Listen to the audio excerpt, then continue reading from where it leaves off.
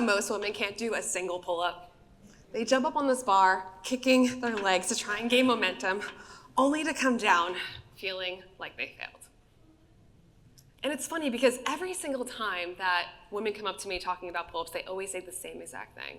They say, it takes me back to the national presidential fitness test we used to do in school. Remember that? The boys, they used to do the pull-ups, and the girls, they were told to just hang there. And although it may not have been intentional, that moment sparked something deeper inside us women. An idea and a belief that maybe women just can't do pull-ups. But what if I told you that was a lie? That women not only can do pull-ups, but by working on this seemingly impossible goal, it will completely change your life in the process. And I've seen it firsthand. I've been a certified trainer for over a decade, and I specifically help women get their pull-up. I've helped women in their 30s, 40s, 50s, 60s, 70s get their first pull-up.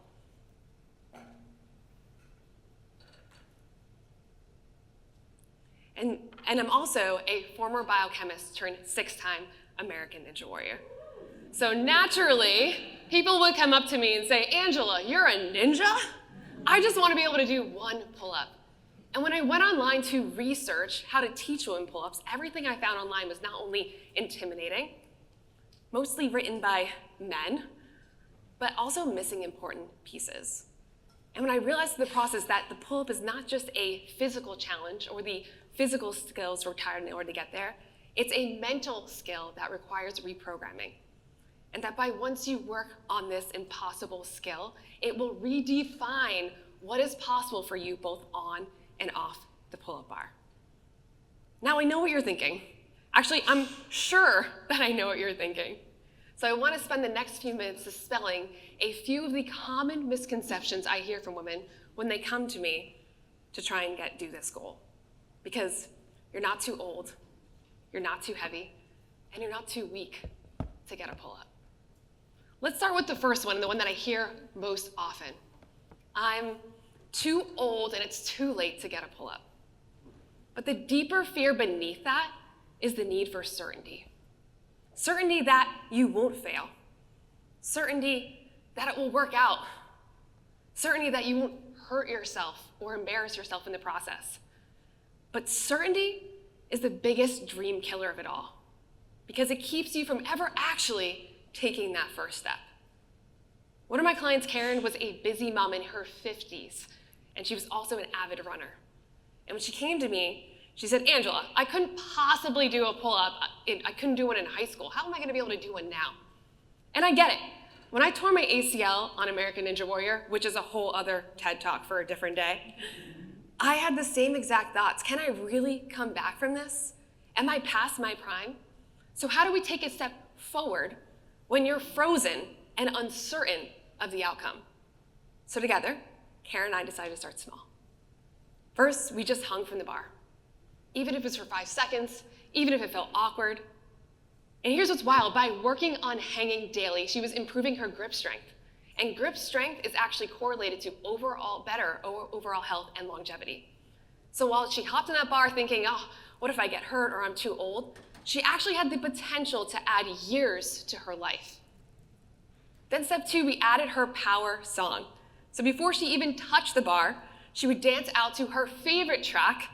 And yes, it looked completely ridiculous, but science backs it up because music activates your brain's motor and reward systems, boosting dopamine, coordination, and confidence. Movement literally rewires fear into forward momentum. In step 3, she tried again and again, even if she went nowhere. Every attempt wasn't failure, it was feedback. Every time she jumped up, it was teaching herself that I can do hard things, and honestly, failure isn't so bad after all. Karen thought what she needed was certainty, but what she really needed before she jumped up on that bar was courage. And courage isn't loud. It's that silent whisper that says, try it anyway. And thank goodness she did, because sure enough, a few months later, she jumped up to that bar and got her chin above the bar for the very first time. You see, certainty keeps you safe, but courage, that's what allows you to take the first step towards any impossible goal. Because courage is greater than certainty. Let's go into the second misconception. I'm too heavy and I'm not built for this. And listen, I get it. On paper, it sounds logical. If I just get lighter, then I'll be able to pull myself up. So then the story becomes, I'll lose weight first and then I'll try. So it's basically like saying, I'm gonna wait until the timing is perfect. But that story, it keeps you waiting. And waiting never builds strength physically or mentally. Now my client Dulcie felt the same exact way. She's 35, a mom, busy teacher, and one of the most determined humans I've ever met in my entire life. And when she told people she was gonna get this goal, they said to her, you're too heavy and tall, it's gonna take a long time before you ever get this. And for a while, she believed them.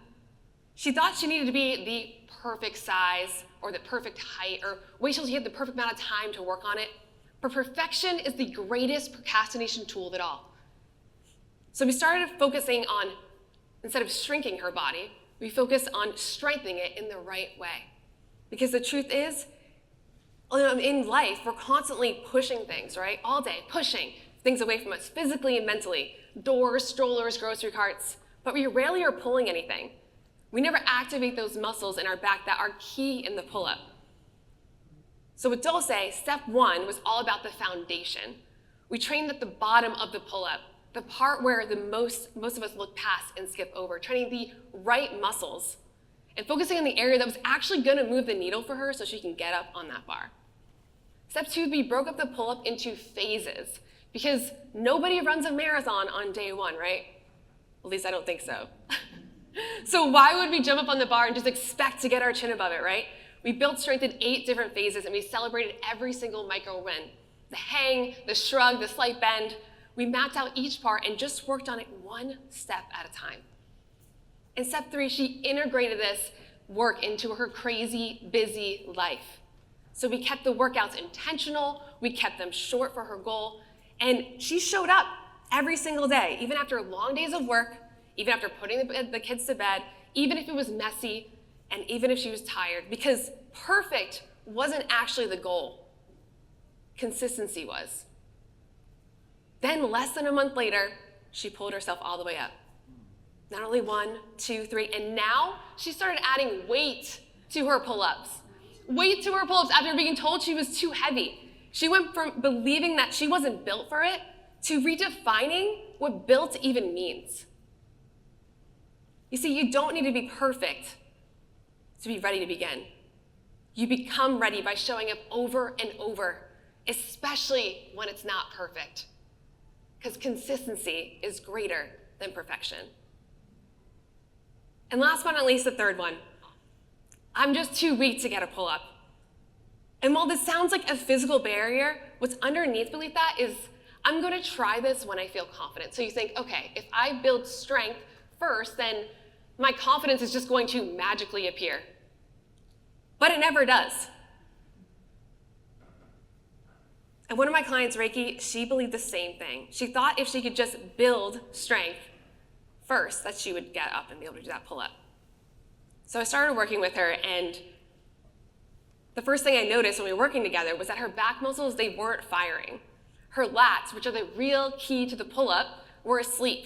She said to me, Angela, it's like I'm trying to unlock a door, but the key doesn't fit. And she was right. The connection between her mind and body, it didn't actually exist. And to help her get a little bit more confident, I said, you know what if I put her on an assisted band, right? We'll put her on an assisted band, and then we'll start with the heavy one, we'll get a little bit lighter, and then when we take it away, she'll surely be able to get up, right? But she still wasn't able to get anywhere. It gave her this false sense of confidence. So then we started to look at the pull-up band, and we realized that the pull-up band is actually flinging you up at the hardest part of the pull-up, which is the bottom. So we're never actually building the strength in our mind and our body to get ourselves up there. So step 1 was all about reconnecting the mind and the body. We rehearsed movements on and off the bar to train her central nervous system, which is what your brain uses to communicate with your lats, the headline muscle of the pull-up. And for women, we actually naturally carry most of our strength in our legs, right? So we had to teach her that you have power in your back too. Step 2, we visualized the best case scenario. Instead of imagining what could go wrong and that she's never gonna get it, we started imagining what would happen if she actually got it. Every rep, every hang, she imagined success, because your brain doesn't know the difference between what is real and what is vividly imagined. These mental rehearsals became her secret weapon. In step 3, we embraced the roller coaster rides. Some days she felt awesome, some days she felt strong and powerful, some days she felt weak and frustrated, but she kept going. And every single time she would show up, I started to think, if confidence wasn't keeping her going, what is?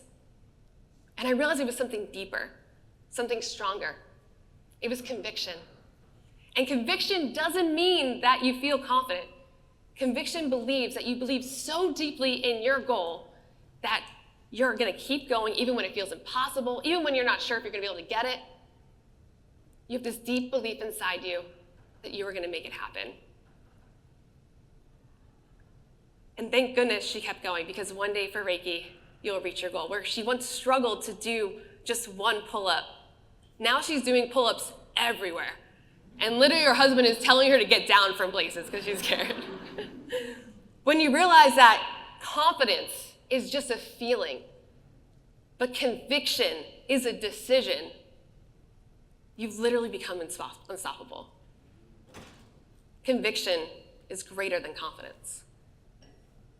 But the truth of this all is it's cool to be good at something from the start.